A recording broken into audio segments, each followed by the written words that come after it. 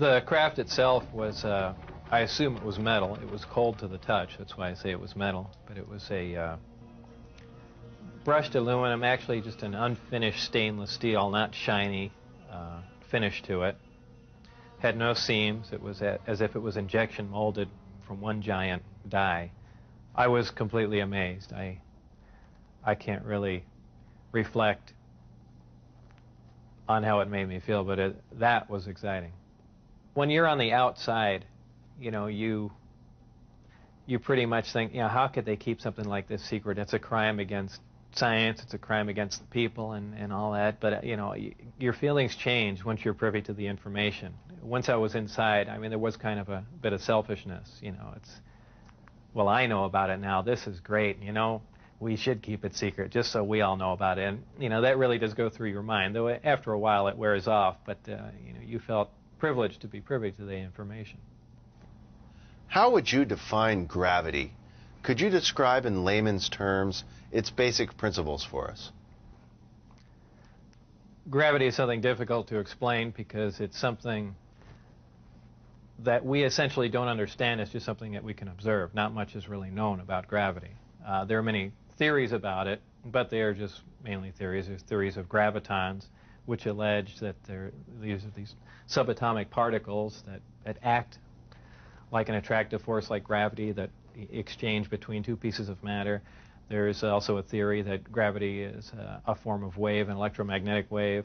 But basically, gravity is a force. It's the attraction. Well, it's the inherent property of matter to have gravity, a mutual attraction for each other, and it's basically all that we really know. Modern science, current science, right now, identifies one gravity. It's one force in nature. Apparently, through research at S4 or information gained from one of the crafts they were researching there, it appears that there are two different forms of gravity.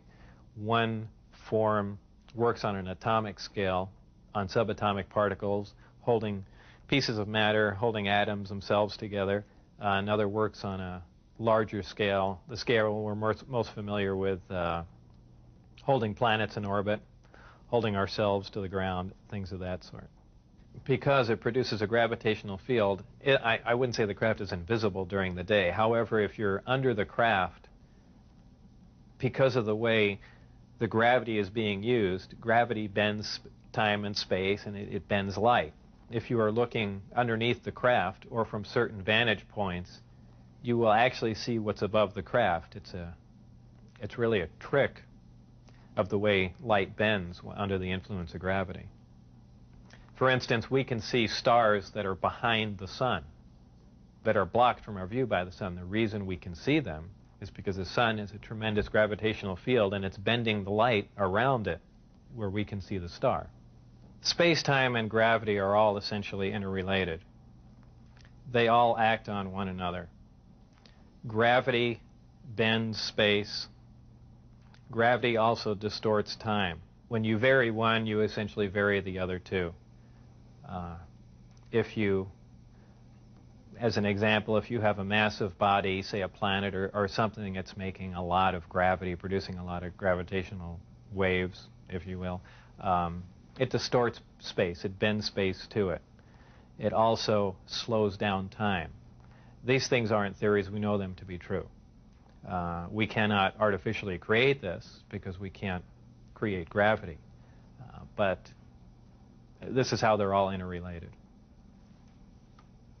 How are vast distances of space traveled by amplifying a gravitational field?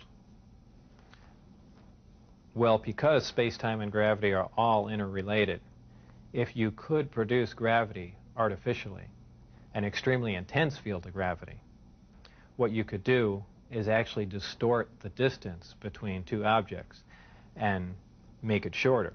Not just distorting the distance, but now you're also decreasing the time, the actual time between the two places.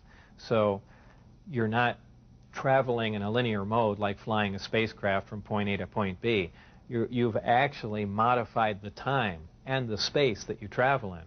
So you're now traversing a huge amount of distance with little time, and actually with traveling little distance. As crazy as it seems, that's what's going on.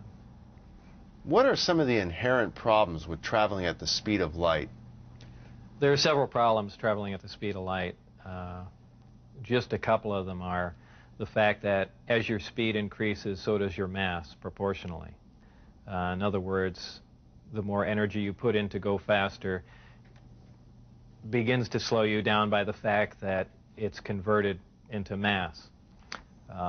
You have other problems like just traveling at such an extreme velocity, navigational problems, the fact that you might run into little tiny micrometeorites at speeds like this. They would undoubtedly destroy your craft. There's just a whole host of problems that you're going to run into just attempting to do something like that. Aside from the fact the amount of energy required to accelerate to the speed of light is horrendous. Could you briefly describe Project Looking Glass and Project Sidekick for us? Project Sidekick was another project going on with Galileo. Galileo was the project that I was involved in.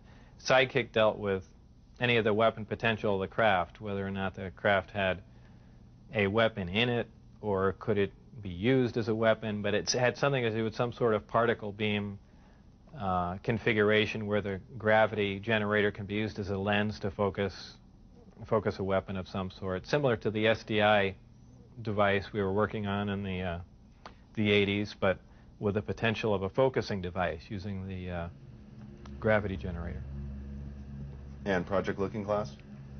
Project Looking Glass dealt with the distortion, the fact that there's a time distortion, essentially looking back in time, and by that I do not mean looking back years ago to see the wagon train days. They're looking for distortions that are milliseconds in time, and what that was used for, I don't know, but that was just observing the time distortion, time dilation phenomena of the craft in operation.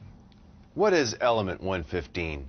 Is it found here on Earth, or is it strictly an extraterrestrial material? 115 is strictly an extraterrestrial material. It probably occurs naturally in some other places, maybe other star systems. Some people not familiar with science or chemistry say, well, that's ridiculous, all the elements occur on Earth, but that's not true. There are elements on the periodic chart that aren't found on Earth. I believe the Heavy Ion Research Lab in Darmstadt, Germany, has reached element 112 recently. So 115 isn't that far away. And when they synthesize it, it's not like they're making a couple ounces of it. They're talking about 1 or 2 atoms of it. To make any usable quantity of a heavy element like that is virtually impossible. Element 115 is in the top of the reactor. And the base of the reactor apparently is a small, something similar to a cyclotron. It's a particle accelerator. A particle is accelerated to high speed and then deflected up a small tube, and it's aimed at the 115. This transmutes the 115, similar to the way we do that in a normal particle accelerator. This causes a reaction, a radiation emission that we really haven't seen before. It produces antimatter. This antimatter is guided down a tuned tube and reacts with a gas. When matter and antimatter react, they convert to 100% energy. This energy is converted, heat energy, is converted to electrical power in the reactor itself. This is done through a thermoelectric converter. And this electrical power is used to power other subsystems on the craft, though there is no wiring, as